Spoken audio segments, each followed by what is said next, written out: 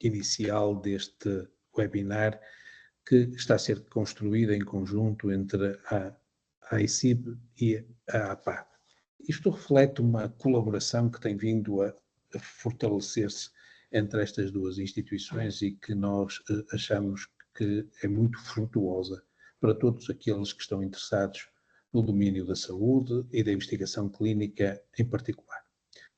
Hoje o tema que vamos abordar é investigação clínica num modelo colaborativo, aproveitando 3 aspectos que me parece que merecem destaque.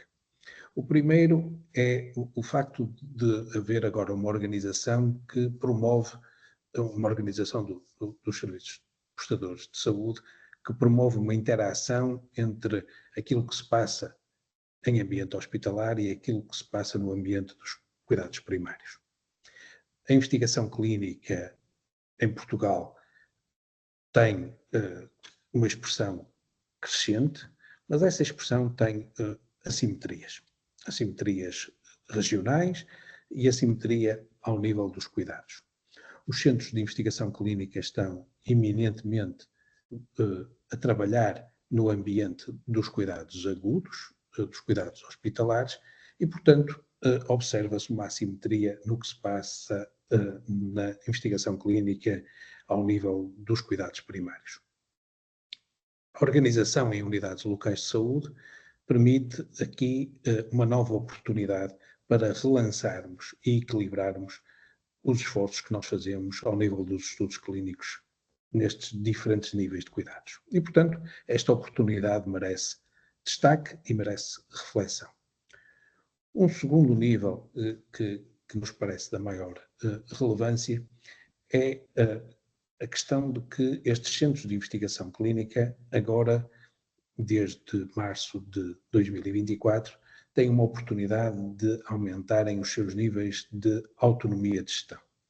E a autonomia de gestão é algo que era muito reclamada pelos centros de investigação clínica e que agora é possível, quer através da constituição em centros de responsabilidade integrada, quer através da formulação de associações de direito privado sem fins lucrativos.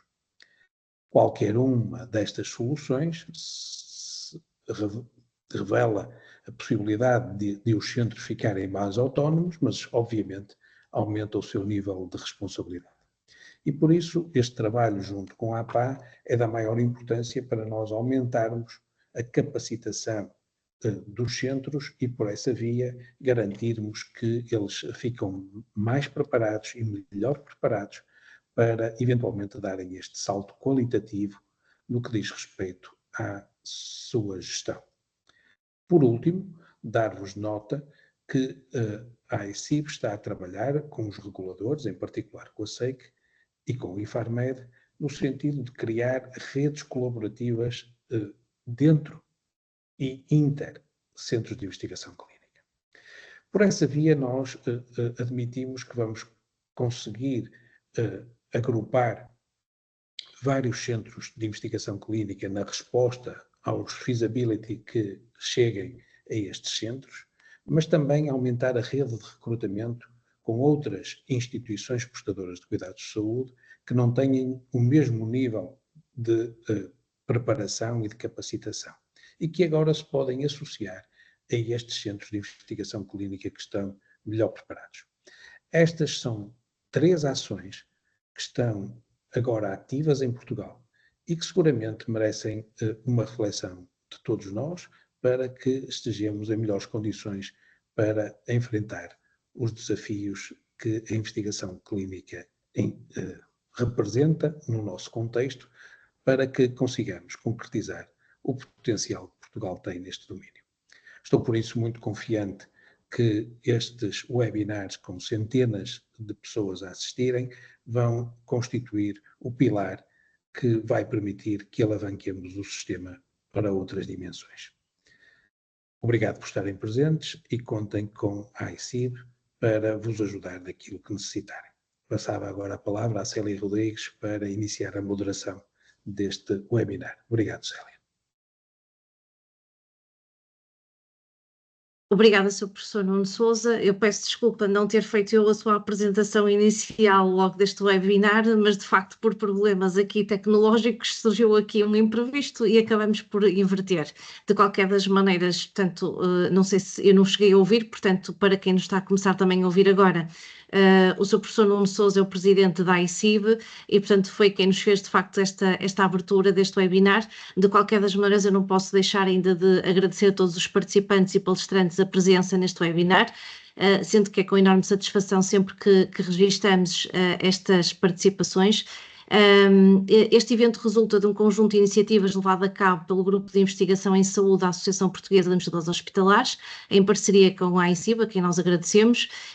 O grupo é constituído pelas administradoras hospitalares Elizabeth Castela, Margarida Ferreira, Sofia Cardoso, Silvia Lopes, Susana Martins e eu própria, Célia Rodrigues, que, como disse o Sr. Professor Nuno, vou estar a moderar convosco este webinar. E visa dar-vos a conhecer as oportunidades do novo modelo colaborativo nas unidades locais de saúde em matéria de investigação clínica, sendo esta, de facto, uma área crucial à inovação segura para a medicina.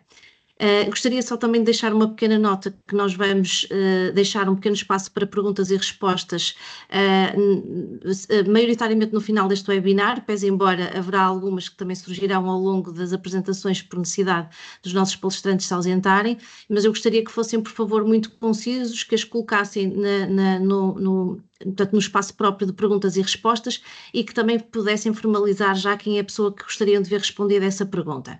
Pronto, feito esta apresentação e sem mais demoras, eu vou passar a palavra então à doutora Margarida Gil Conde, é médica da Unidade de Saúde Familiar Jardins da Encarnação da OLS São José, e que nos vai falar sobre o papel dos cuidados de saúde primários na investigação clínica em contexto da OLS, oportunidades e desafios. Obrigada. Muito obrigada, Célia, muito obrigada, professor Nuno, pela introdução e por manter aqui o bichinho da investigação e esta vontade de contribuir para esta melhoria contínua que é tão importante e tão relevante.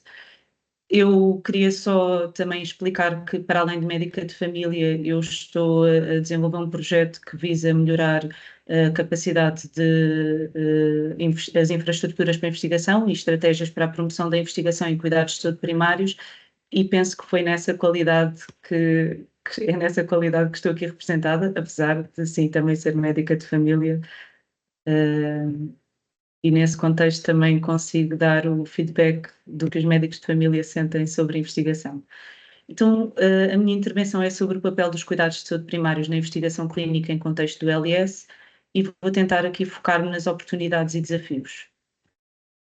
Eu queria só confirmar que estão todos a ver o meu ecrã e que veem a minha partilha. Sim, sim. Obrigada. Então, eu nesta apresentação vou abordar estes temas. Aqui, principalmente, perceber como é que pode ser feita esta integração entre a investigação clínica em cuidados de saúde primários no contexto LS, que sinergias é que podem surgir, como é que pode existir uma potencial articulação com os centros de investigação clínica das unidades hospitalares, as possíveis fontes de financiamento. Vou introduzir, se calhar, para alguns, um conceito de PBRNs, e vou, se calhar, dar a minha perspectiva daquilo que mudou e do que pode ainda mudar. Então, quando eu pensei que iríamos integrar o novo modelo do LS, eu fiquei assim um bocadinho apreensiva, e esta imagem da escada foi porque o meu medo inicial foi que pudesse existir um fosso ainda maior entre os cuidados de saúde primário e aquilo que são as gestões e os conselhos de administração. Porque, pronto, esta proximidade, ou pelo menos a nossa proximidade aos diretores clínicos já estava de alguma forma estabelecida, e vi que pudéssemos complexificar aqui com mais camadas hierárquicas e que nos processos de gestão da investigação isso também pudesse complexificar. Por outro lado, apesar de eu ter ficado apreensiva, eu sou uma pessoa naturalmente otimista e, portanto, tendo a olhar para o copo como meio cheio e a pensar, não, mas se vamos integrar a OLS e a OLS, e principalmente os cuidados secundários já têm infraestruturas de investigação muito mais oleadas e bem montadas, isto pode ser aqui uma perspectiva de colaboração brilhante e podemos integrar e ser bem acolhidos. Por outro lado, o copo meio vazio que falta, ou aquela outra dúvida ou medo de que os cuidados de saúde primários fossem integrados, mas não numa perspectiva sinérgica, e sim numa perspectiva de que somos recrutadores de doentes, ou somos, portanto, não fazemos parte do processo da investigação como investigadores, mas sim como operacionais, ou operadores, neste caso.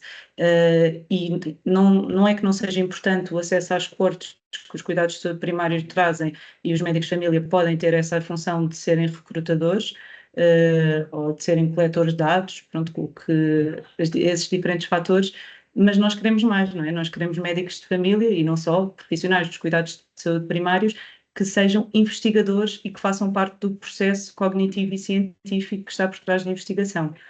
E, portanto, perante estes cenários que eu lancei de dúvida, mas também de oportunidade, eu continuo expectante e a ver, se calhar, um horizonte bastante promissor, que está cada vez mais perto, e ainda bem. E então, agora focando-me aqui em como é que a investigação clínica em cuidados de saúde primários pode impactar o serviço prestado nas ULS. Nós sabemos que serviços de saúde, e se calhar não precisamos de advogar muito relativamente a esse respeito, sabemos que serviços de saúde que se assentam em cuidados de saúde primários fortes e bem sustentados distinguem-se do ponto de vista da acessibilidade, do ponto de vista da satisfação dos profissionais, dos utentes, de uma personalização de cuidados. A investigação clínica permite que todas estas qualidades e todos estes benefícios de uns cuidados de saúde primários fortes sejam ainda mais exponenciadas.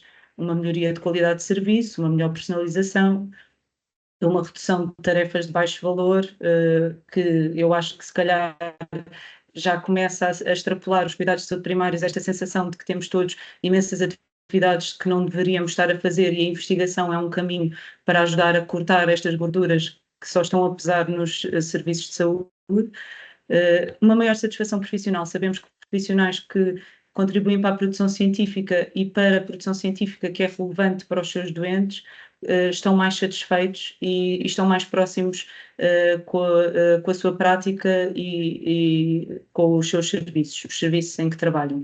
Por outro lado, os utentes também estão mais satisfeitos, principalmente se forem envolvidos no processo de investigação, que hoje em dia é obrigatório e essencial, e, portanto, todas estas sinergias para termos dados de vida real que se traduzem em melhorias na prática clínica. E, se calhar, aqui um salto que ainda não existe, mas que também já há iniciativas promissoras de conseguirmos ter esta implementation research, não é? Que a investigação não fique lá só em resultados de gaveta, que se traduza mesmo em medidas que podem vir para os nossos estudantes. Como eu sabia que vinha falar para administradores hospitalares, achei que podia fazer sentido eu fazer uma análise SWOT.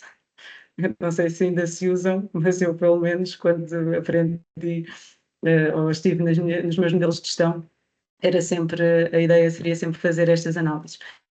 E então, a investigação clínica pode impactar o serviço prestado nas ULS de diferentes formas, e se calhar vamos focar agora nas vantagens ou nas forças, que são também aquelas que foquei anteriormente, mas se calhar queria reforçar aqui esta maior eficiência de cuidados, ou podermos focar mais em saúde e não tanto na doença, não é? Os serviços que são centrados em cuidados de saúde primários são serviços mais direcionados para a saúde e para a promoção da saúde, e isso seria também muito interessante.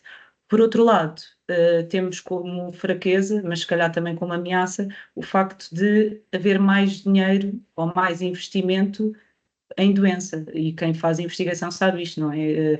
Os big bucks vêm de investimento em determinadas patologias, e nós todos sabemos quais é que são as patologias que são as minas de ouro, e isso, por outro lado, traz menos recursos para a investigação que é focada em saúde. Mas é assim, os cuidados de saúde primários também têm pessoas doentes, e, portanto, não é mutuamente exclusivo esta coexistência. Oportunidades no contexto LS, esta gestão e os recursos poderem ser partilhados, como eu mencionei anteriormente, e se calhar como oportunidade surge agora o facto de os protocolos das ULS e dos centros de investigação estão ainda em construção e se calhar é uma boa oportunidade para integrar os cuidados de saúde primários como um pilar basilar e de raiz. Outras ameaças que temos a que isto possa funcionar é o facto de os cuidados de saúde primários estarem fisicamente mais distantes das estruturas centrais, é o facto de continuarmos a ter vários utentes sem médico de família isso é uma prioridade em termos de saúde e então é difícil pensarmos em alocar recursos para a investigação quando estas necessidades básicas não estão supridas. E, por outro lado, internacionalmente tem havido uma dificuldade em motivar os profissionais de saúde em cuidados de saúde primários para fazerem investigação, mas a criação de infraestrutura é dos primeiros passos para conseguir que isto aconteça de forma oleada. Benefícios da investigação clínica para a OLS e para os cidadãos. Eu decidi separar em chavões, que se calhar não trazem nada de novo, mas que acho que é interessante organizarmos desta forma. Portanto, para a OLS, fazer mais investigação clínica em cuidados de saúde primários melhora a acessibilidade, porque sabemos que ajuda a otimizar a gestão de determinadas patologias ou determinadas questões, a otimização da resposta a um determinado problema, pode ser uma fonte de financiamento e permite-nos ter mais qualidade nos cuidados prestados, porque estamos a adaptar a nossa resposta a necessidades específicas do contexto. Por outro lado, para os cidadãos, esta sensação de aproximação e de personalização, esta capacidade de nós adaptarmos a nossa prática a evidências que foram produzidas na nossa prática, e isto atualmente não é o que acontece, não é? Nós estamos a fazer intervenções todos os dias para as quais temos pouca evidência de qual é que seria a aplicabilidade às pessoas individuais que eu tenho na minha consulta, por exemplo. E ter uma maior satisfação das pessoas porque se sentem ouvidas e sentem que fazem parte do processo do conhecimento. A articulação com o Centro de Investigação Clínica na unidade hospitalar parece-me que poderia ser para ontem nós estarmos a desenvolver ensaios clínicos de qualidade em cuidados de saúde primários e a minha ideia é que esta articulação permitiria que a infraestrutura que existe no Centro de Investigação Clínica ajudasse a pôr esta máquina a funcionar. Por outro lado, os cuidados de saúde primários são experientes em outro tipo de metodologias, por exemplo, metodologias qualitativas, que permitem trazer aqui uns insights diferentes e um conhecimento diferente daquilo que são as experiências e motivações dos doentes e dos profissionais, que hoje em dia podem ajudar a fazer desenhos de ensaios clínicos muito interessantes e, por outro lado, ajudam a ter uma participatory research muito robusta. Esta articulação, eu decidi pôr aqui como é que pode ser esta transfer of knowledge ou esta transfer of expertise dos cuidados de saúde primários para os centros de investigação clínica, esta capacidade que temos de fazer recrutamento e de conseguir chegar às coortes, se calhar de uma forma mais fácil, o desenho dos estudos ser mais tailored para uma visão holística e com uma capacidade de dar resposta àquilo que são as necessidades da população geral e não só focado numa patologia específica ou em determinantes específicos de uma população. Os profissionais dos cuidados de saúde primários, sendo investigadores e fazendo parte do processo de investigação, acabam também por poder fazer ter um papel de advocacia do doente e esta questão do contexto de vida real, não é? Dos centros de investigação clínica para os cuidados de saúde primários. Se calhar, por exemplo, para a questão dos ensaios clínicos, viria esta sinergia vem responder a um problema grande que tem existido, que foi circundado em uma ou outra ocasião, penso que no Norte e também na zona do Alentejo, que é o circuito do fármaco para ensaios clínicos em cuidados de saúde primários, mas é um problema que, em termos jurídicos, em termos de gestão, levantava questões burocráticas muito grandes e atrasava imenso os processos de aprovação dos ensaios clínicos em cuidados de saúde primários e, se calhar, usando as infraestruturas dos centros de investigação clínica, esse problema ou essa barreira fica de alguma forma colmatada. Depois, todas as outras infraestruturas, quer a nível de gestão de projeto, quer a nível de serviços de apoio, de publicação e divulgação, eu escrevi aqui também financiamento, mas eu não queria só falar em fontes de financiamento, porque eu acho que os profissionais e os investigadores de cuidados de saúde primários também deveriam angariar o seu próprio financiamento. Existe um problema grande também que é com a gestão financeira. Como é que são alocados estes recursos? Para quem é que vão os overheads?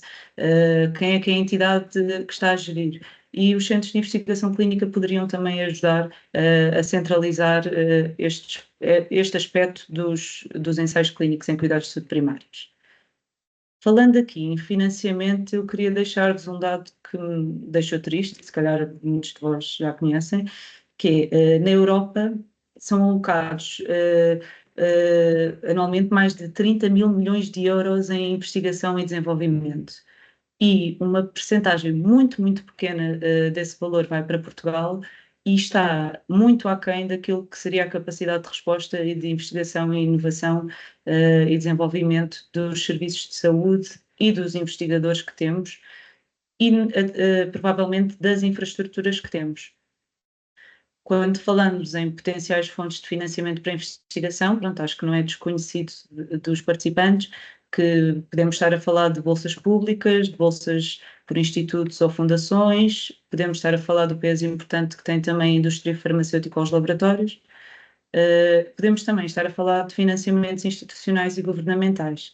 Se calhar é aqui que eu me vou focar agora um bocadinho, principalmente porque saiu um despacho muito interessante que confere aos centros de investigação clínica a capacidade de se reestruturarem para terem alguma autonomia financeira e de gestão. Margarida, portanto, peço sim. desculpa só de interromper, é só para alertar para a importância de cumprimento do tempo que está a ficar um bocadinho apertado. Ok, eu estou mesmo quase a terminar. Então pronto, só dizer que os centros de investigação clínica têm a possibilidade de se formarem em centros de responsabilidade integrados ou em associações para poderem ter uma maior autonomia de gestão e financeira. E agora, entrando aqui no último ponto, que são as Practice-Based Research Networks, são as redes de investigação ligadas à prática, mas não adorámos o termo traduzido, portanto continuamos a dizer PBRNs. O que é que são estas redes? São redes de investigadores em cuidados de saúde primários que estão ligados a infraestruturas que permitem a realização de investigação com qualidade, quer infraestruturas académicas, quer hospitalares, quer centros de investigação, e esta rede permite criar aqui estas sinergias no sentido de fazer uma produção científica e uma atividade em investigação clínica que se traduz em melhores resultados para a população. A ICIB e a APMGF lançaram um documento de apoio à constituição destas redes e posteriormente a ICIB foi mais longe e lançou bolsas para a implementação destas redes. Este ano foi a primeira ronda das bolsas, foram atribuídos 20 mil euros a 4 redes de investigação em cuidados de saúde primários integradas em OLS, mas não foi só isto que mudou com a integração no modelo OLS, ou seja, esta não é a única forma, não são as redes de investigação ligadas à prática, que são um bom modelo e que é um modelo já muito testado no estrangeiro, internacionalmente, em diferentes países, e que tem muito bons resultados em termos de investigação e de resultados de saúde. E, portanto, seria, se tiverem interesse em montar redes de investigação em cuidados de saúde primários, seria bom consultarem estes documentos. Por outro lado, temos outras iniciativas que foram feitas com o Centro Hospitalar Gaia Espinho, lançou um projeto pioneiro em Portugal de um centro académico que inclui os cuidados de saúde primários através dos ensaios clínicos descentralizados. Temos também o Centro Académico Clínico Egas Muniz, que também tem uma integração com os cuidados de saúde primários. Temos investigadores dos cuidados de saúde primários que integraram direções e unidades de investigação do LS. Portanto, temos aqui vários exemplos de como este modelo LS pode ser vantajoso para a integração e para a melhoria da investigação clínica em cuidados de saúde primários. O que é que eu espero que mude? Mais ensaios clínicos, mais cooperação e uma melhor infraestrutura. E pronto, aqui está o meu contacto.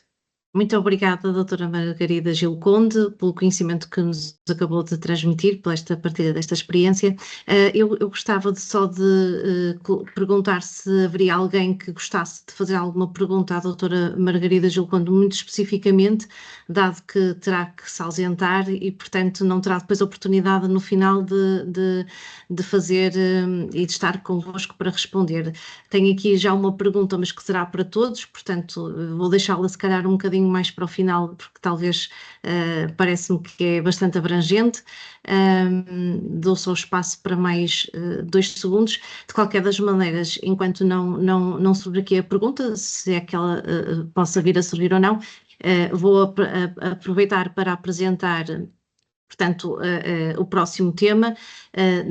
A doutora Margarida Gil Conde disse bem, portanto, falou ali alguns exemplos das ULS e citou nomeadamente a de Gaia e Espinho, que é precisamente sobre a visão hospitalar na captação de recursos e sinergias para a investigação clínica, autonomia, colaboração e desenvolvimento, que nos vai falar o Sr. Dr. Rui Guimarães, Presidente do Conselho de Administração da OLS de Gaia e Espinho, e que, uma vez que não vi aqui nenhuma pergunta específica para a doutora Margarida, eu passo a palavra ao Sr. Dr. Rui Guimarães para que possa, de facto, fazer a sua apresentação. Obrigada. Muito obrigado, doutora Célia, pela apresentação, e agradeço também à doutora Margarida a sua apresentação, cumprimentar o professor Nuno Sousa, todos os interessados nesta seita de aficionados pela investigação, e é um gosto partilhar aqui algumas ideias convosco. Só dizer à doutora Margarida que aquilo que ela disse no final, que falou do OLS Gaia Espinho e do Centro Académico Clínico Egas Muniz, são na verdade a mesma entidade, e eu vou tentar mostrar isso. Ora bem, não sei se conseguem ver a apresentação já neste momento, se não, porque eu não a vejo aqui deste lado. Doutora Célia, conseguem ver a apresentação? Não? Sim, eu estou a ver. Ok, muito bem. Tá? Só que tem que se calhar pôr no modo de apresentação, para ficar mais perceptível a todos. Eu tentei pôr agora, está agora? Não, veja lá, chegou agora em modo de apresentação. A mim está igual. Ok. Mas conseguimos ver. Não é, faz sentido.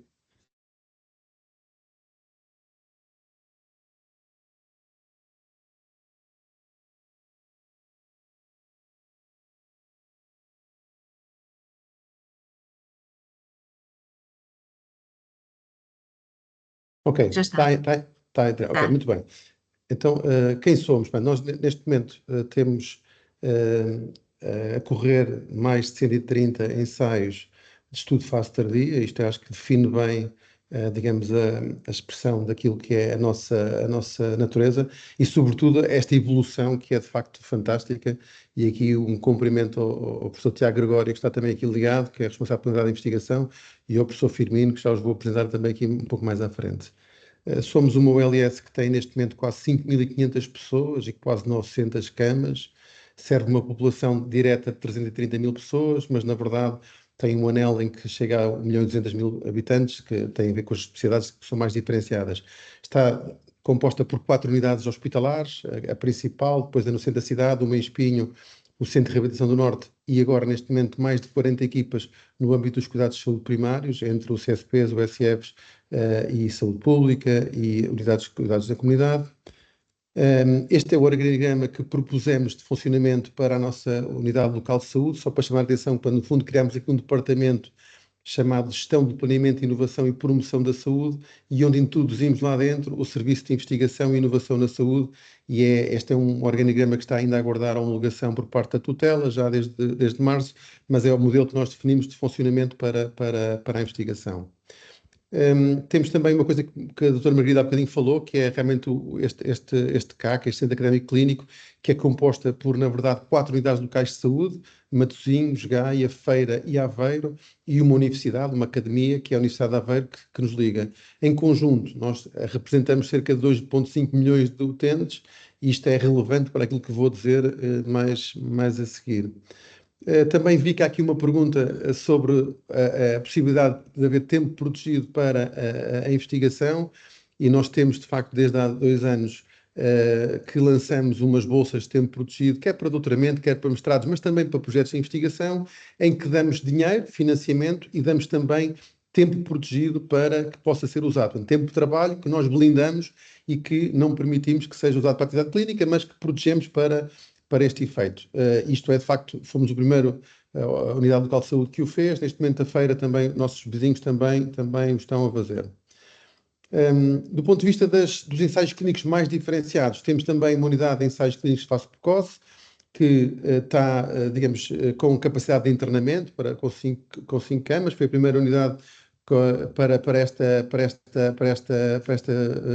natureza.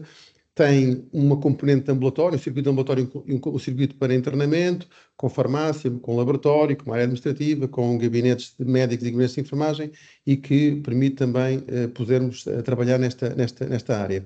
E há bocadinho disse, quando falei dos 2,5 milhões de habitantes, falei disso porque, na verdade, entendemos esta cooperação que temos entre as 4 unidades locais de saúde como uma força de poder ter um N muito maior, ou seja, ser muito mais fácil fazer a referenciação de doentes. E neste momento tivemos aqui um ensaio em que houve doentes referenciados, quer da Aveiro, quer da Feira, porque estes protocolos bilaterais entre unidades permitem realmente ser muito mais fácil este processo de recrutamento de doentes. Por outro lado, também temos aqui, também foi falado aqui pela colega anterior, neste momento também a possibilidade de realização de ensaios clínicos centralizados.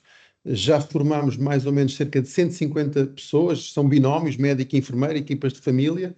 Temos cerca de 300 unidades funcionais, representando estes 2,5 milhões de habitantes que falei há bocadinho, e que tem um modelo centralizado de submissão e de aprovação, utilizando as infraestruturas que estão disponíveis e permitindo. E neste momento temos um ensaio, que penso que é o primeiro que vai ser realizado nesta natureza, relacionado com vacinas, que está, digamos, para arrancar.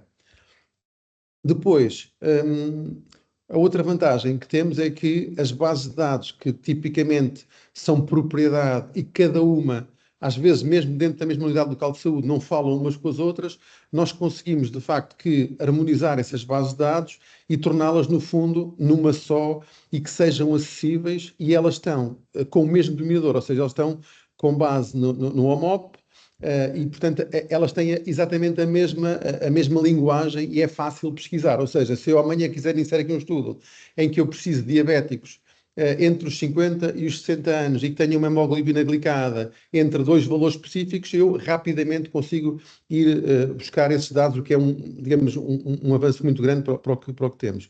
Temos também, na área dos estudos de Real World Evidence, uma autorização com a Agência Europeia de Medicamento no âmbito do CAC para a área do medicamento, e portanto é também alguma coisa que nos deixa também, de facto, muitíssimo orgulhosos, e pertencemos a esta rede IDEN para a Europa. E eu há bocadinho estava a ver a doutora Margarida a falar e tirei alguns slides e guardei só este para o final, portanto já não entrei em mais detalhes, mas no fundo aquilo que muitas vezes nos aflige é que, ok, somos um centro com tantas parcerias, com uma rede tão grande, e queremos contratar um assistente operacional, um administrativo, que nos vai custar se calhar 10, 12, 15 mil euros por ano, e é uma dor de cabeça, porque temos que ir atrás da contratação pública, temos que pedir autorização às finanças, à saúde, e quando vamos contratar a pessoa, entretanto, passaram se calhar um ano e não conseguimos fazê-lo. E, portanto, estamos nesta fase, de facto, digamos, a estudar aquela portaria que a doutora Margarida mostrou, da possibilidade de nos constituirmos também como uma associação, como outros estão a fazer, como o IPO, como Braga, para que, de facto, estas coisas que são ágeis, mas que habitualmente nós portugueses temos muito preconceito, que é uma conta bancária, vão ter lá um saco azul, o que é que eles vão fazer com o dinheiro? A contratação rápida e ágil de recursos humanos, a capacidade de fazer reinvestimentos de lucros. O que é que nos interessa ter feito 200 ensaios e ter relucrado 1 milhão se depois nem podemos usar 1 cêntimo para o que é que seja, para comprar uma cadeira ou uma impressora, o que é que seja. E, portanto, é a fase em que nos encontramos, porque isso torna-se, obviamente, à medida que isto cresce, torna todo o processo bastante limitativo. E, pronto, em resumo, só dizer que, de facto, entendemos que esta questão da ULS é uma excelente oportunidade. Nós temos, de facto, tirar partido desta rede enorme que temos agora e temos também que ter uma coisa que é, às vezes, difícil, que é ter a capacidade de fazer parcerias uns com os outros para podermos competir por aquele dinheiro todo que a doutora Margarida mostrou há bocadinho, porque para olharem para nós com seriedade, muitas vezes temos que ter escala, temos que ter dimensão. E o nosso país não é um país grande, é um país que tem pessoas muito bem capacitadas, diria que se calhar tem uma qualidade que está ao nível do melhor que se fará na Europa e por preços que são quase preços da Europa de Leste. E, portanto, eu acho que isso nos coloca muito bem para sermos eficazes, mas obviamente temos que estreitar aqui algumas parcerias que são importantes. E vou-me calar para dar um bocadinho mais de tempo depois para a discussão, se assim considerarem. Obrigado. Muito obrigada, Dr. Rui Guimarães, pela excelente apresentação sobre a visão dos cuidados de saúde hospitalares e, sobretudo, também por esta capacidade de síntese que nos vai permitir ter aqui algum desafio. Portanto, após estas duas visões, irá ser apresentado o potencial das OLS na identificação de participantes para estudos clínicos, o papel da inteligência artificial, pelo que peço o favor ao Sr. Dr. André Mancinho, diretor da Unidade de Ensaios Clínicos Fase 1 da START de Lisboa, para nos fazer a apresentação desta temática. Obrigada. Bem, antes de mais, agradecer aqui a introdução e o convite que me foi endereçado. É um prazer estar aqui e louvar também aqui a iniciativa, porque eu acho que é mesmo muito importante esta partilha de experiências para nós conseguirmos, enfim, caminhar em direção ao futuro. Eu também vou ser relativamente sintético. Eu acho que o potencial das OLS na identificação dos participantes aqui é de facto muito importante, mas o esforço colaborativo vai ter que ser nacional e eu acho que a inteligência artificial pode ter aqui um papel muito importante. E, portanto, nos próximos 15 minutos irei focar então este aspecto. Mas só para fazer um pouco do preâmbulo, porque é que isto é um assunto relevante para a oncologia, nós passamos aqui de um paradigma muito convencional, em que utilizamos quimioterapia sistémica, que é um tipo de terapêutica que ataca quer as células tumorais, quer as células saudáveis, para um paradigma em que conseguimos, através dos perfis moleculares do doente, encontrar marcadores que são preditivos de resposta e, desta forma, tentamos encontrar aqui terapêuticas mais específicas para determinadas alterações. Obviamente que aqui o objetivo é individualizar o tratamento para os doentes, conseguir que eles tenham menos efeitos secundários e, ao selecionar de forma mais eficaz os doentes, amplificando aqui a potencial taxa de resposta, conseguir ser mais custo-efetivo, mas essencialmente fazer com que os doentes tenham, de facto, um resultado final melhor. Dizer também que este tipo de medicina de precisão está a conduzir aqui a uma alteração de paradigma, que passamos de tratar o tumor com base numa entidade patológica ou nosológica, pela análise do próprio tumor, para a análise genómica, enfim, que é indiscriminada da patologia ou do tecido, ou seja, podemos tratar um tumor que tem uma mutação específica independentemente da localização de onde ele vá aparecer. E, portanto, a isto chamamos aquilo que é os tumor agnostic, e está-nos a complicar um bocadinho aqui a logística dos ensaios clínicos, porque cada vez mais isto são as aprovações do ano anterior que foram baseadas numa alteração molecular com biomarcador, e aqui temos aquelas que são expectáveis que apareçam agnósticas de patologia. O que é que isto faz para os ensaios clínicos? Torna que, do ponto de vista de eficiência, nós não vamos poder ter um ensaio para cada alteração genómica, nem para cada patologia, e muito menos ter a clássica estrutura de investigação pré-clínica, fase 1 para a segurança, fase 2 para a avaliação preliminar de eficácia e depois fase 3 onde comparamos com aquilo que é o nosso standard of care. Neste momento temos um desenho um bocadinho mais seamless, um desenho integrado, portanto tentamos mover o atrito um bocadinho mais cedo e temos naturalmente a parte pré-clínica para fazer os estudos toxicológicos, mas depois temos fase 1 e fase 2 que normalmente estão misturadas, aqui tipicamente no que chamamos o Proof of Concept, e tentamos que essa fase seja muito ágil para que o fármaco consiga chegar, de facto, mais rapidamente ao mercado através dos Fast Track Approvals, ao mesmo tempo que temos ensaios confirmatórios que venham efetivamente sustentar que este tipo de alterações e de alternativas será melhor do que o nosso Standard of Care. Por outro lado, tivemos que modificar alguns desenhos de ensaio e trago aqui 3 exemplos. Portanto, em vez de termos um ensaio específico para câncer de mama, na terceira linha terapêutica, comparado com aquilo que é o standard of care, neste momento temos algumas estruturas que agregam múltiplas doenças, em que são, enfim, feito aqui o seu perfil genómico, e de acordo com esse perfil genómico escolhemos uma intervenção concreta. Isto pode ser feito com base na patologia e na mutação, ou de forma indiscriminada, como é o caso aqui destes ensaios de basket. Por outro lado, temos cada vez mais ensaios daquilo que nós chamamos de window of opportunity.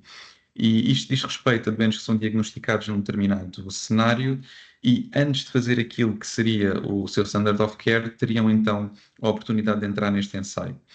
E, portanto, este preâmbulo é essencialmente para dizer que cada vez temos situações que se assemelham mais a patologias raras, portanto, o recrutamento de doentes é cada vez mais difícil. Estes ensaios Window of Opportunity são difíceis de recrutar porque implicam um timing muito específico e é aqui que se gera o problema e a necessidade de otimizar esta seleção dos doentes. Portanto, como é que nós podemos começar? Eu acho que o esforço inicial tem que ser a nível nacional. Nós não podemos ter aqui uma iniquidade de acesso enfim, aos testes genómicos, portanto temos que ter algum teste centralizado, eventualmente em centros de referência que consigam dar resultados de alta qualidade. Temos que ter um comitê nacional que escolha os painéis genéticos a utilizar, quais são as plataformas que tenham um reporting uniformizado e também otimizar aqui as variáveis pré-analíticas e analíticas para depois conseguirmos então criar as bases de dados e aqui essencialmente que eu quero chegar para a identificação dos doentes. Depois, efetivamente, temos que discutir estes resultados em algum lado e, portanto, criar molecular tumor boards que sejam integrados a nível nacional, onde estejam peritos para conseguir discutir e fomentar estas alternativas e direcionar os doentes para as diferentes soluções é extremamente importante. Portanto, no fundo, dizer que os cuidados de saúde do doente não devem ser dependentes da área de residência nem da proximidade aos centros onde estas condições existam, mas que teremos que ampliar e aqui o esforço colaborativo, não só dentro da própria ULS, mas entre o LS vai ser essencial. Passando aqui para a inteligência artificial, que é um tema muito vasto e eu acho que é usado de uma forma um bocadinho indiscriminada. Temos várias maneiras de classificar a inteligência artificial, mas aquilo em que me vou centrar, porque é aquilo que nos pode ajudar, quer no LS, quer a nível nacional, são essencialmente os modelos de processamento de linguagem natural, que é, no fundo, aquilo que o ChatGPT utiliza e que pode ser bastante útil para este tipo de identificação dos doentes. A questão, e aqui o Dr. Rui Guimarães já introduziu aqui um tema bastante importante, foi a harmonização das bases de dados. Isto é extremamente importante e, portanto, são iniciativas que são louváveis, é um esforço que devia ser feito no país inteiro. O principal problema é que os registros médicos eletrónicos que nós temos têm dados que não são estruturados, ou seja, são campos de livre a introdução de dados, os médicos têm estilos de introdução de dados diferentes, registram de maneira diferente e, portanto, a harmonização e, enfim, a quantificação para bases de dados estruturadas é extremamente difícil e é isso que nós precisamos para selecionar os doentes. Portanto, o ponto é como é que nós convertemos estes dados não estruturados em dados estruturados. E, essencialmente, podemos nos recorrer de 3 coisas diferentes. A primeira é estes modelos de inteligência artificial, daquilo que são os modelos de processamento de linguagem natural, enfim, a standardização dos dados, que é extremamente importante. Portanto, aqui a homogeneização das bases de dados e depois ter efetivamente aqui o que nós chamamos de Application Processing Interfaces para integrar estas bases de dados, porque infelizmente também não temos só uma solução única com a qual trabalhamos, temos várias aplicações, cada uma direcionada para o seu diferente, enfim, propósito, e precisamos que elas falem entre elas para conseguir construir estas bases de dados. Como é que o Natural Language Processing pode funcionar? No fundo, aquilo que os modelos como o ChatGPT fazem é que extraem informação que nós consideramos relevante das notas clínicas e outros dados não estruturados e efetivamente conseguem, através da análise de texto e desta, enfim, compreensão de linguagem, através destes algoritmos e modelos que são bastante complexos, gerar, interpretar e depois gerar dados que é útil para gerar estas bases de dados. Portanto, neste contexto, o que acontece é que nós conseguimos extrair informação médica destes registros médicos não estruturados, sejam eles sintomas, diagnósticos, medicação, inclusivamente planos terapêuticos. Desta forma, standardizamos os dados, porque estes dados extraídos vão ser consistentes através de modelos de treino com terminologia médica e, eventualmente, standards de codificação, como o IDS. E depois conseguimos não só fazer isto, mas também melhorar a qualidade dos dados que temos, portanto, ele consegue detectar e corrigir inconsistências nos erros que extrai, o que é bastante importante quando estamos aqui a tentar fazer a identificação dos doentes. A homogeneização dos dados também é uma coisa muito importante e nós temos um standard que é o HL7, portanto o Health Level 7. Isto é um standard internacional que eu creio que grande parte dos hospitais já utilizem em grande parte e permite a interoperabilidade entre instituições, portanto garante que a informação é partilhada através de um standard único, garante a consistência também e permite que as APIs que nós criamos sejam mais fáceis, sem necessidade de ver aqui uma interface personalizada entre sistemas, que é algo que é bastante trabalhoso e, enfim, que tem um custo bastante elevado, e, portanto, isto vai permitir um grande suporte para a investigação clínica. Por fim, aquilo que já falei, as APIs, quando temos um setting de múltiplas plataformas e múltiplas instituições, é muito difícil, enfim, harmonizar a informação. E, independentemente de termos o HL7 ou não, criar APIs que permitam extrair os dados dessas diferentes plataformas vai ser mesmo crucial para estes modelos colaborativos. E, portanto, é isto que vai permitir que a informação seja partilhada de uma forma muito eficiente e que, no fundo, nos permita, nestas situações de patologias que são cada vez mais raras devido à medicina genómica, conseguir fazer aqui o matching do doente com o ensaio específico. E, obviamente que isto não é só feito no contexto da oncologia, mas pode ser aplicado a múltiplas áreas diferentes e inclusivamente com os cuidados primários de saúde. Portanto, a título de exemplo, trago aqui só dois programas que estão a funcionar bastante bem. O primeiro é o TopMed e o segundo é o All of Us Research Program. São bases de dados extremamente compreensíveis, com dados epidemiológicos, genómicos e extração também de dados clinicamente relevantes dos registros médicos eletrónicos. E só aqui como conclusão, portanto, acho que efetivamente nós temos a tecnologia, temos as condições, temos a maquinaria, aquilo que falta é, eu acho que é a organização. Portanto, se já temos aqui enfim, os estándares criados, temos pessoas, como o Dr. Rui Guimarães já disse, que são extremamente boas naquilo que fazem, que são capazes de fazer isto. Eu acho que efetivamente aquilo que precisamos para começar é standardizar o teste e efetivamente a maneira como se reporta, construir aqui bases de dados compreensivas e estruturadas a partir dos nossos registros médicos eletrónicos, devido que é isso que nos vai permitir identificar os doentes, e para isso temos a inteligência artificial que nos pode ajudar, e efetivamente adotar standards como o HL7 e criar estas APIs robustas vai ser mesmo essencial para esta interoperabilidade. E era isto que tinha para vos dizer, portanto, muito obrigado. Muito obrigada, Dr. André Mansinho, por partilhar connosco esta temática tão presente no seu dia-a-dia, e como falar de oportunidades é também falar do futuro da investigação nas OLS, caminhos para a melhoria da jornada do utente. Eu passo a palavra à sua professora doutora Sílvia Lopes, professora e investigadora da Escola Nacional de Saúde Pública. Obrigada.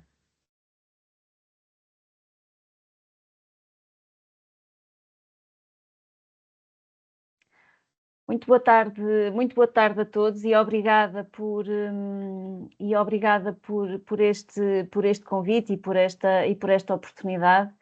É um gosto estar aqui e perceber o interesse que esta iniciativa suscitou. Enfim, eu vou partilhar a minha apresentação. Pedia só que... Penso que estão a ver? Sim? Ainda não. Ainda não. Peço desculpa. Estou a partilhar algo ou a partilhar nada? Está tudo negro para já. Está a carregar. Bom, a mim já me aparece. Nada ainda? Ainda não, professora Sílvia Lopes. Peço desculpa, Célia. Eu vou tentar novamente.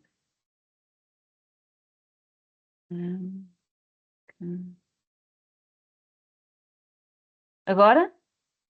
Agora sim, só falta o modo de apresentação. Ok, já está. Muito bem. Bom, resolvidas estas dificuldades iniciais, bom, tal como foi dito, o convite foi para falar sobre o futuro da investigação e eu interpretei este tema sobre como é que, dentro dos caminhos que podem ser feitos para a melhoria da jornada do utente, a investigação pode contribuir e também beneficiar naturalmente. Antes de começar, há algumas notas prévias. Nós, quando falamos sobre o LS, estamos a falar de situações diferentes e em fases diferentes da sua maturidade. E se formos ver, a pessoa do ano, quando foi criada a primeira OLS em Portugal, na altura a Amazon era o que estava a dar, pode-se dizer dessa forma.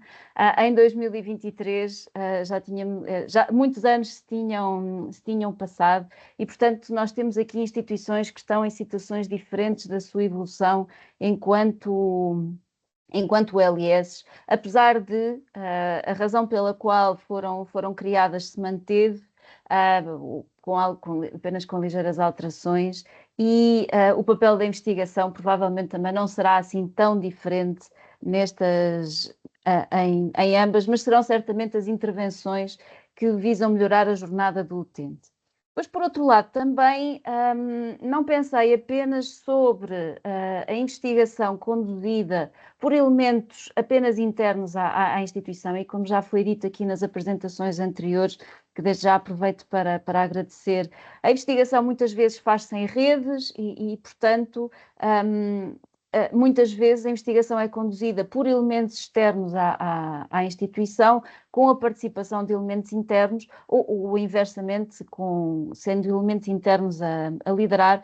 Em todo caso, não é isso aqui o mais relevante, é a ideia de que, qualquer seja o contexto que estejamos a falar, também penso que os contributos que podem ser dados para a melhoria da jornada do utente não serão assim tão diferentes. Por outro lado, e também, enquanto pensava sobre o assunto e o que ia partilhar convosco hoje, também pensei que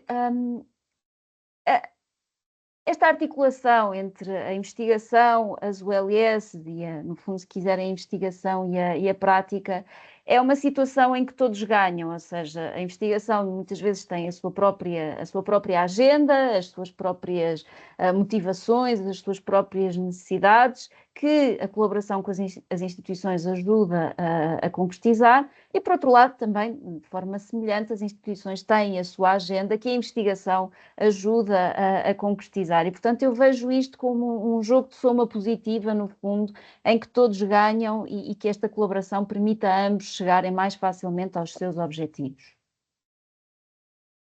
A meu ver, antes de se entrar propriamente naquela que é a jornada do utente, é interessante pensarmos o que é que nós entendemos por jornada. E a primeira pergunta é exatamente quanto tempo é que esta pode durar. Enfim, se formos a ver a origem da palavra, jornada vem de um dia, cada dia. Certamente não é disso que estamos a falar quando estamos a falar da jornada do utente, já que muitas vezes temos situações que se arrastam por, enfim, não muitos dias, mas mesmo muitos anos. Mas, a meu ver, sempre que nós queiramos pensar nestas questões da jornada do utente, uma das primeiras perguntas a fazer é: qual é que é o evento que define o início da jornada? E podemos estar a falar, por exemplo, de um doente que vai, uma pessoa que vai realizar um rastreio, e a sua jornada do utente pode começar aí, ou, por exemplo, pode começar quando a pessoa tem um pedido de consulta ou se dirige à urgência, enfim. Em diferentes situações serão diferentes momentos de início, mas o que quer que queiramos fazer para melhorar a jornada do utente, teremos sempre que definir exatamente qual é que é o evento que define o início desta jornada. E depois, inversamente, em que momento é que esta termina, para delimitarmos o âmbito de qual é que é a intervenção da instituição e depois, naturalmente, da investigação que a acompanha. Por outro lado, também é importante pensar não apenas em termos de tempo, mas também em termos de espaço, aonde é que esta jornada decorre. E se é certo que aquilo que se passa dentro da OLS muito provavelmente estará incluído, nós podemos pensar em outros locais que é importante aqui também incluir e saber se as melhorias que se pretendem fazer vão incluir esses locais ou não. O primeiro será naturalmente a casa das pessoas, enfim, pode ser um lar em alguns casos, mas podemos alargar um bocadinho o âmbito e podemos pensar, por exemplo, se em alguns casos de, eventualmente, doenças congénitas ou doenças crónicas complexas que afetam a população pediátrica, se envolver as escolas não será também importante, e pensar a jornada como também sendo algo que decorre fora das paredes da OLS.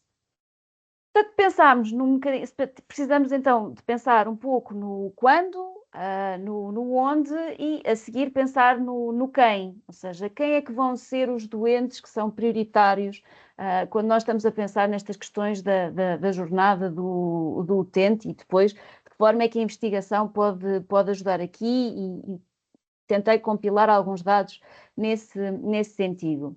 A partir de uma forma que nós podemos ter de pensar sobre esta matéria é que é mais importante pensarmos na jornada dos utentes que têm um maior risco de ter descontinuidade de cuidados pelas frequentes transições de cuidados que o seu processo de doença envolve. Ou seja, sempre que uma pessoa passa é tratada num determinado prestador e é transferida ou transita para outro, aqui para usar a terminologia do conceito, existe o risco de descontinuidade de cuidados e muitas vezes, ao contrário do que acontece aqui na imagem que podem ver, nestes hiatos nem sempre florescem coisas muito, muito bonitas e muitas vezes estamos a falar de situações que podem ter impactos bastante negativos, quer na vida dos utentes, quer das famílias, do que é que acontece neste hiato, nesta transição. Portanto, se pensarmos um bocadinho que utentes é que podem ser prioritários e quem, eu procurei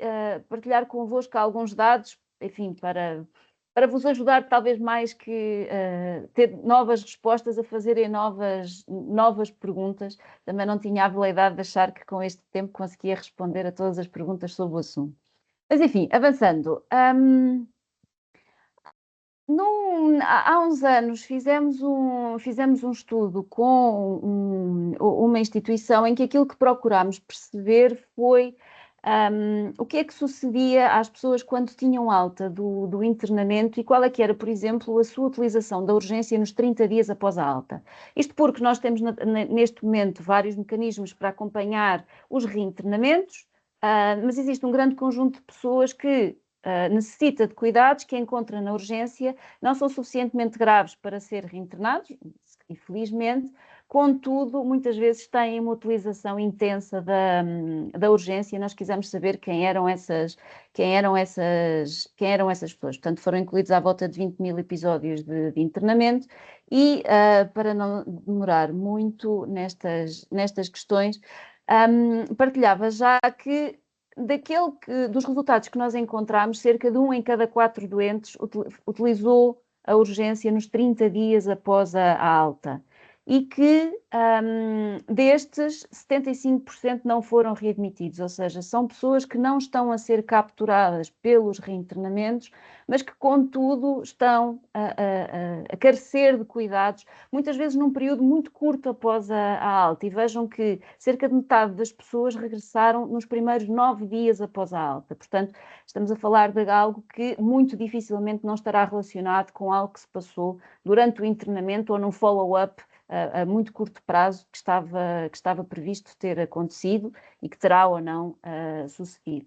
E conseguimos identificar alguns grupos de doenças que tiveram um risco acrescido. Portanto, as pessoas que tinham doenças endócrinas, perturbações mentais ou doenças respiratórias eram aqueles que tinham uma maior probabilidade de voltar à urgência.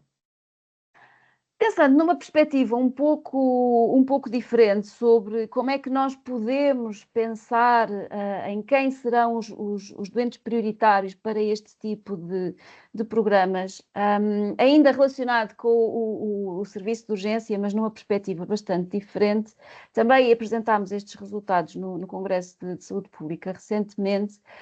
Foi uma análise realizada com dados dos certificados de óbito cedidos pela Direção-Geral de Saúde entre 2015 e 2021 e aquilo que se pretendeu estudar foi, dentro dos locais de morte em Portugal, qual é que era a expressão do serviço de urgência.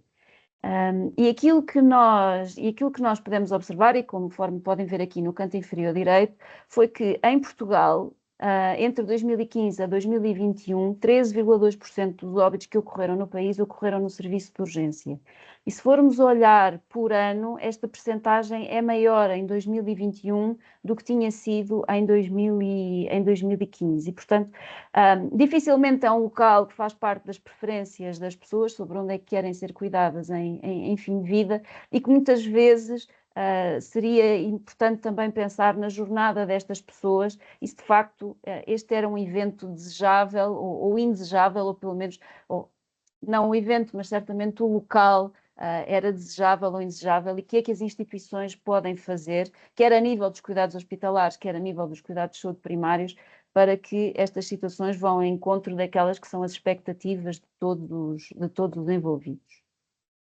Portanto, estivemos a falar aqui essencialmente de fases que têm a ver com o planeamento de uma intervenção para melhorar a jornada do doente. É verdade que uma iniciativa de melhoria, naturalmente, é importante planear, mas não se esgota no planeamento, e uma fase importante é perceber como é que a intervenção que foi desenhada efetivamente alcança os resultados que se propôs, e aqui dentro do ciclo, como é que nós verificamos se os resultados inicialmente propostos foram ou não atingidos pela intervenção. Algo que é importante é perceber que, de facto, esta avaliação do impacto é uma etapa indispensável e há aqui um papel bastante importante de colaboração e de intervenção de investigadores, sejam da instituição ou de fora da instituição, no sentido de planear e, desejavelmente, desde que a intervenção é desenhada, como é que é feita a sua avaliação. Claro está que, consoante o tempo que nós temos, os recursos que nós temos, nós podemos fazer esta avaliação de diferentes formas. E podemos fazê-la de formas bastante complicadas e bastante pesadas, por assim dizer. Eu trago aqui, partilho convosco um exemplo de como é que, no caso da OMS, é preconizado aqueles que são chamados os Health Impact Assessments, no sentido de perceber o impacto sobre a saúde de uma determinada intervenção, que pode ser uma intervenção mais circunscrita, ou podemos estar a falar de uma política de saúde a nível nacional. E, portanto, nós depois teremos aqui que escolher, em função dos recursos que estão disponíveis e dos objetivos, e também do âmbito da intervenção, o que é mais ajustado e qual é que é o grau de detalhe a que é necessário ir. Claro está que quanto maior for o grau de detalhe, maiores são as responsabilidades de todos, mas estas são transversais, independentemente de estarmos a falar de análises mais simples ou mais complicadas. E, naturalmente, a primeira responsabilidade passa pela disponibilização de recursos humanos para a investigação, naturalmente de todas as instituições envolvidas, e, simultaneamente, de criação de condições de funcionamento para as estruturas de apoio que são existentes, já que muitas vezes há uma primeira etapa da sua criação do ponto de vista formal, mas depois é preciso dotar estas estruturas de recursos para que elas, de facto, sejam operacionais em termos práticos. Depois, outro aspecto que é importante é que os circuitos para a autorização da investigação, seja ela realizada por quem for, consigam garantir o cumprimento das questões éticas e de proteção de dados de uma forma célere. E é neste equilíbrio, muitas vezes, que se joga a execuibilidade de nós conseguirmos avaliar algo ou não, ou de nós conseguirmos dar informação para desenhar uma determinada intervenção. Por outro lado, também há aqui um esforço, e este esforço tem que ser mútuo, de alinhamento entre as necessidades da investigação e da OLS. Isto porque muitas vezes os prazos das instituições ou da prática, do dia a dia, não são os prazos da investigação, que é mais. Há uma preocupação maior com o rigor, com a reprodutibilidade, com a validade dos resultados, e que muitas vezes, do ponto de vista prático, levanta algumas dificuldades. Por outro lado, muitas vezes também, para a investigação ser execuível, há um conjunto de simplificações que é necessário fazer e que, enfim, condicionam a capacidade de depois tomar uma decisão com base nos resultados que se tem. E, portanto, há aqui um alinhamento de expectativas que é necessário fazer. Depois, por outro lado, há um aspecto também prático, mas que é essencial, que é necessário que os dados existam, e já falámos aqui, e acho que é um aspecto crítico, que os dados sejam integrados entre as várias instituições. Mas depois, além dos dados existirem, é preciso que sejam suficientemente recentes, é preciso que sejam suficientemente fiáveis e também disponibilizados de forma atempada, porque os dados existirem na instituição, mas não serem disponibilizados depois atempadamente, também compromete a prática. E depois, finalmente, se calhar este é mais o ponto de vista de quem realiza a investigação, é necessário que a forma de comunicação dos resultados seja adaptada à audiência. Claro está que enviar um artigo científico um artigo publicado numa revista científica por e-mail como forma de divulgação terá certamente resultados diferentes de outras formas de comunicação mais adaptadas. Certo é que, apesar destas dificuldades, as ULS são um contexto extremamente favorável a que floresçam, por assim dizer, um pouco como as amendoeiras que podem ver aqui à esquerda, que floresçam iniciativas de melhoria da jornada do utente, porque pela sua gênese e pela sua natureza, as ULS são modelos organizacionais que promovem a gestão integrada de cuidados primários e hospitalares e assegurando o foco nas pessoas. E esta é a intenção que constava do decreto-lei que as criou e, portanto, este torna um contexto especialmente propício a que estas iniciativas aconteçam e tenham bons resultados. E, simultaneamente, também, se calhar, o contexto de mudança que estamos a viver também é mais fácil, sendo naturalmente desgastante e difícil, também é mais fácil implementar mudanças. E a verdade é que existem evidências que, de facto, as ULS são um contexto favorável a este tipo de iniciativas e eu recuperei aqui dados, já são antigos, têm a ver com as ULS criadas na primeira vaga e não todas, a mais recente não foi incluído, em que nós avaliámos qual é que foi o impacto da integração vertical, naquele caso, sobre as readmissões hospitalares. E aquilo que nós fizemos foi comparar como é que as readmissões evoluíram nas ULS e como é que as readmissões evoluíram em hospitais não integrados em ULS. Portanto, não vos vou amassar com a parte estatística, mas só para partilhar que na altura das 6 que nós estudámos, em 4 das ULS, efetivamente houve uma redução significativa, estatisticamente significativa das readmissões, contudo isso não foi transversal e isto 2 onde isso não aconteceu e fica aqui um desafio para nós conseguirmos perceber porque é que em alguns casos as melhorias acontecem e outras não.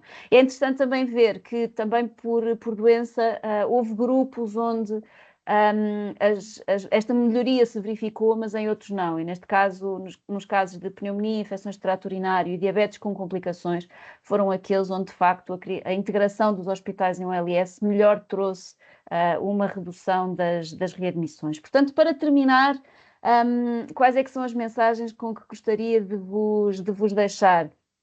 Em primeiro lugar, que quando falamos da melhoria da jornada do utente, em primeiro lugar precisamos de ter uma boa definição do que é exatamente esta jornada, ou seja, quando é que ela decorre, onde é que termina, onde é que se inicia, onde é que termina, aonde é que esta decorre e quem são os doentes prioritários para os quais nós vamos olhar. Aqui a ideia de que os benefícios da investigação são especialmente importantes em 2 momentos deste tipo de iniciativas, como forma de suportar o seu planeamento, seja por revisões da literatura, por recolha de informação sobre outras experiências, seja por análise dos dados da própria instituição e depois também na fase da avaliação de se a intervenção atinge ou não os seus resultados. E finalmente, como uma nota positiva, que apesar de existirem dificuldades na realização de investigação e na própria implementação destas melhorias, as ULS são um contexto especialmente adequado para que sejam planeadas e implementadas intervenções para a melhoria da jornada do utente e, naturalmente, em consequência, para a sua investigação. Muito obrigada a todos pela vossa atenção e pelo convite mais uma vez. Muito obrigada, Sra. Professora Doutora Silvia Lopes, por esta apresentação e muito obrigada a todos também pelo estrito cumprimento do tempo. Vamos passar agora ao espaço de perguntas e respostas que foram sendo colocadas ao longo desta sessão. Eu queria só aproveitar para dizer que enquanto vamos tentando responder às vossas perguntas, informo que irá surgir no vosso ecrã um QR Code com o inquérito de satisfação deste webinar e para o qual pedia a vossa colaboração de forma a alinhar os tópicos de futuros webinars de acordo também com os vossos interesses. Portanto, dentro das perguntas que foram surgindo, há de facto aqui uma que é aquela que está mais presente. Eu não sei se o Dr. Rui Guimarães está connosco, se nos está a ouvir, porque foi uma... Obrigada. Foi uma pergunta muito, muito focada por vários participantes, que tem a ver com a questão do tempo protegido. Vou tentar sintetizá-las todas, porque foram todas feitas perguntas diferentes, mas basicamente o que eu percebi que gostariam de entender é de que forma, portanto, como é que vocês criaram estas bolsas de tempo protegido, qual a sua percentagem de tempo, se as mesmas estão, vão estar ou se estendem aos cuidados de saúde primários, de que forma também é que pensam, portanto, articular tudo isto também com o próprio modelo de dedicação plena. Portanto, basicamente acho que são estas as perguntas, mas penso que consegui sintetizar. Portanto, pedi ao doutor Rui Guimarães se fazia o favor. Bem, então posso-vos dizer que nós estamos também ao mesmo tempo em reunião de Conselho de Administração, por isso é um bocadinho mais difícil estar aqui a mudar de sítio, mas acabámos de trazer aqui a Conselho mais uma bolsa de tempo protegido, que é uma bolsa da professora Noémia, da doutora Noémia Afonso, que foi criada aqui e que lhe foi dada, neste caso, à pessoa que ganhou 50 horas. Pronto, basicamente, o que nós fazemos nesse tempo protegido é, aos mais importantes, que são doutoramento, damos 300 horas, para tempo protegido, para trabalhos de investigação ao mestrado 200 horas e para situações de projetos de investigação mais pequenos damos 50 horas. E em cima disso damos também um prémio monetário, um valor monetário para ser utilizado também com este gradiente, ou seja, diferente de acordo com a importância do projeto, para poder apoiar as pessoas. A pergunta da dedicação plena, quer dizer, não interfere nada, ou seja, a pessoa se tiver em dedicação plena, está em dedicação plena, assim como as outras pessoas estão em redução de horário, ou o que seja, portanto, nós damos as horas independentemente disso e, portanto, não há aqui nenhuma questão com isso. Temos, obviamente, que pedir às pessoas, quando lhes é atribuído este tempo, que compatibilizem sempre que possível com a direção de serviço, porque imaginem o que é ter um médico zangadíssimo com o diretor de serviço e vai pôr as horas no dia de Natal, que é para faltar à urgência, e isso criava-nos aqui alguns problemas, mas felizmente na nossa OLS é tudo gente civilizada e ninguém faz nada disso. Em relação à pergunta dos médicos de família, sim, os médicos de família estão também integrados, médicos, enfermeiros, ou seja, esta bolsa engloba todas as categorias profissionais e, portanto, aqui a questão que é válida é apenas o mérito e no júri também estão pessoas das diferentes categorias profissionais.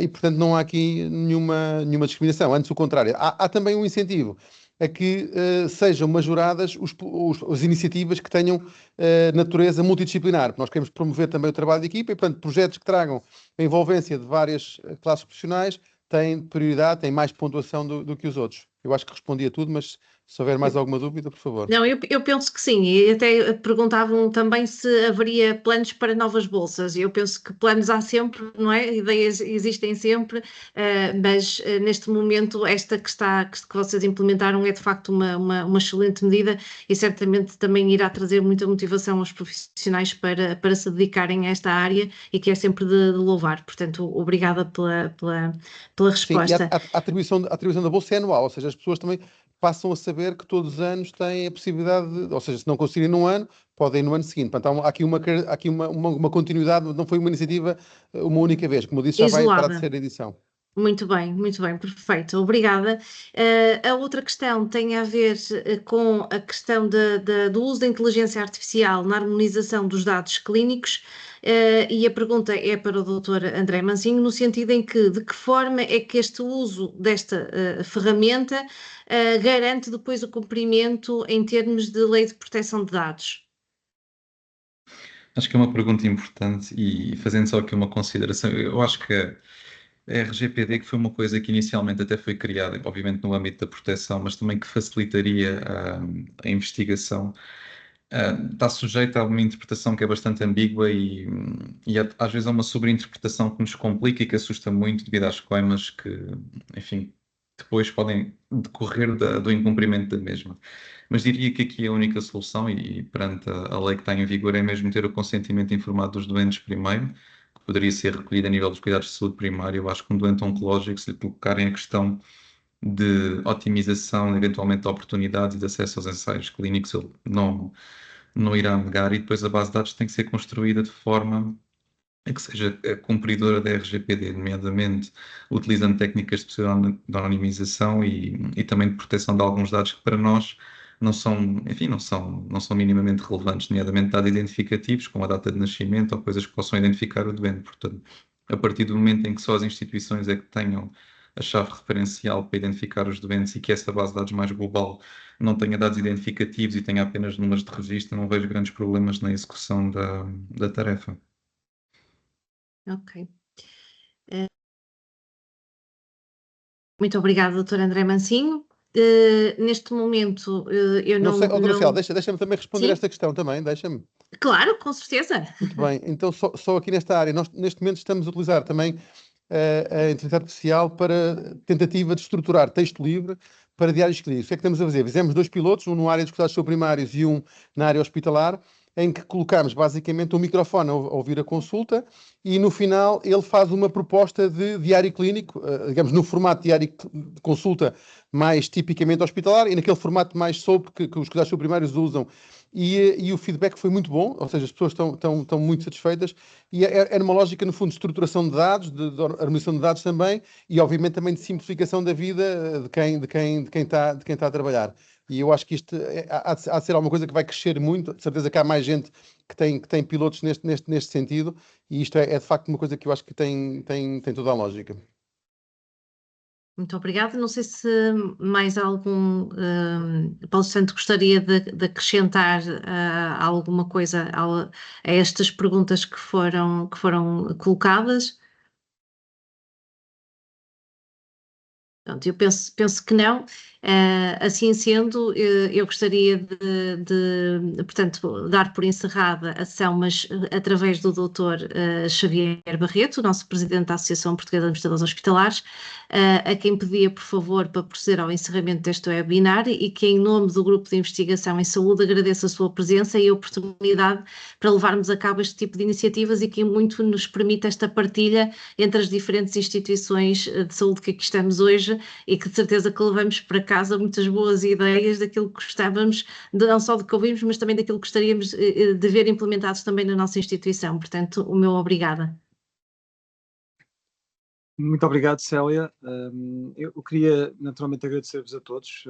Agradecer em primeiro lugar à AICIB, que tem sido o nosso parceiro nestes webinars e nesta ideia de que promover a investigação clínica nos hospitais é absolutamente essencial e estratégico. Portanto, os hospitais não são só um local de prestação de cuidados e de ensino, têm que ser também um polo extremamente diferenciado de investigação, por razões que são óbvias para todos, porque permitem aos nossos estudantes ter acesso precoce a fármacos e isso traduz-se em melhores resultados, porque permite aos hospitais captar naturalmente também incentivos financeiros e mais do que isso, em tempos de grande dificuldade para a retenção de recursos humanos, os hospitais que fazem mais investigação também têm mais capacidade para captar e reter recursos humanos qualificados, nomeadamente através dos incentivos que lhe podem dar. E, portanto, esta questão da investigação é absolutamente estratégica para os hospitais. Nós estamos muito, agora o LIS, estamos muito alinhados nesta ideia com a AICIB e, portanto, temos desenvolvido aqui uma série de trabalhos com o nosso grupo de trabalho e com a AICIB, que certamente não vão ficar por aqui. Eu queria agradecer a todos os nossos palestrantes, à Margarida Gil Conde, ao Rui Guimarães, ao André Mancinho, à Silvia Lopes e à nossa moderadora, a Célia Rodrigues, foi excelente. De facto, o nosso sistema de saúde está em grande transformação, na forma como está organizado, a criação das ULS, mas também nas tecnologias que está a usar, inteligência artificial e outras, e isso naturalmente vai ter consequências em termos de investigação. O doente tem um percurso que deve ser único, que deve ser integrado, que deve ser articulado, e isso tem consequências na forma como fazemos investigação e como definimos protocolos de investigação, mas ao mesmo tempo temos este impacto da inteligência artificial de que o André falou, o Rui Guimarães também. Eu não posso deixar de dar aqui um pequeno contributo também. O São João, eu trabalho no São João, como sabem, o São João já há algum tempo está a utilizar um sistema de inteligência artificial para fazer leitura de texto livre, portanto, texto teclado em processos clínicos, em S-clínico, para já está a utilizá-lo para fazer resumos clínicos que apresenta ao médico no serviço de urgência e também está a utilizar para efeitos de codificação clínica. Mas parece-me que esta ideia de ter um sistema que faz um varrimento a tudo o que está em todas as bases de dados, portanto, em todos os sistemas de informação, não é só esse clínico, pode ler todos e usar essa informação, captar aquilo que é importante, nomeadamente para selecionar doentes, parece-me que também é uma ideia com muito potencial. Portanto, esta ideia do Rui, que eu também já conhecia, sabia que estavam a testar, esta ideia de ter alguém a ouvir a consulta e a fazer uma sugestão de registro clínico é excelente, mas esta que está a ser usada no São João, inicialmente para fazer um resumo, para apresentar ao médico no serviço de urgência, em contexto em que muitas vezes o doente entra inconsciente e é preciso saber muito rapidamente o que o doente é, que patologias é que tem, que comorbilidades, fármacos está a tomar, e, portanto, e que está também a ter excelentes resultados no São João, eu acho que também pode ter grande aplicação na investigação clínica. Portanto, não queria deixar de também dar este contributo, estava-vos a ouvir falar, estava a pensar nisto que está a acontecer, que está a ser desenvolvido pelo nosso colega, pelo Afonso Pedrosa, pelo nosso colega administrador hospitalar aqui no São João.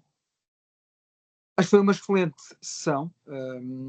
Estou certo que nós tivemos centenas de pessoas inscritas, portanto foi um webinar muito concorrido, o que dá nota de facto do enorme interesse que as pessoas têm nisto. Neste tema, e portanto o que só nos leva naturalmente e com o nosso grupo de trabalho no futuro a criar mais webinars destes, e portanto a Célia apelou aqui a que nos dessem mais ideias, sugestões para futuros webinars que certamente faremos no futuro. Muito obrigado a todos, um grande abraço e bom Natal, se não falarmos mais. Até breve. Obrigada. Obrigado. Obrigada a todos.